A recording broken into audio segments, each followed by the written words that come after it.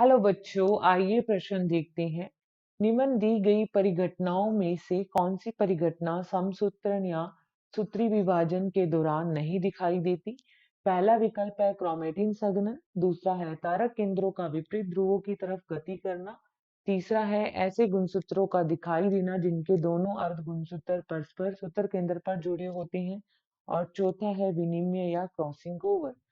तो देखिए, अगर हम इस प्रश्न की मुख्य अवधारणा के बारे में यहाँ पे बात करें, तो हम यहाँ पे देखते हैं समसूत्री विभाजन के बारे में। तो देखो, समसूत्री विभाजन ऐसा विभाजन है जिसमें गुणसूत्रों की संख्या समान बनी रहती है।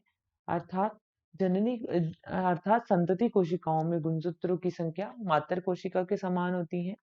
तो हम कहेंगे समसूत्री विभाजन में गुणसूत्रों की संख्या गुणसूत्रों की संख्या समान बनी रहती है। अगर हम बात करें समसूत्री विभाजन की अवस्थाओं की, तो इसमें पहली अवस्था आती है प्रोफेज अवस्था, दूसरी इसकी अवस्था होती है मेटाफेज अवस्था, तीसरी अवस्था है एनाफेज अवस्था, और चौथी अवस्था होती है टीलोफेज अवस्था। ये चारों अवस्थाएं समसूत्री विभाजन की है। हम सबसे मुख्य बात देखते हैं कि समसूत्री विभाजन में जीन विनिमय या क्रॉसिंग ओवर नहीं होता।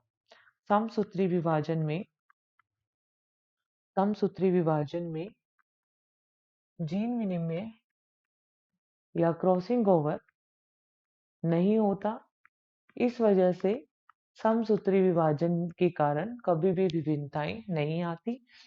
ठीक है, तो देखो, जैसा पहला विकल्प है क्रोमेटिन संघनन, ये होता है जो कि प्रोफेज अवस्था में ही हो जाता है। गुणसूत्र तारा केंद्रों का विपरीत ध्रुवों की ओर कब गति करते हैं? एनाफेज अवस्था में। और गुणसूत्र दिखाई देने लगते हैं और वो सूत्र केंद्र से जुड़े रहते हैं।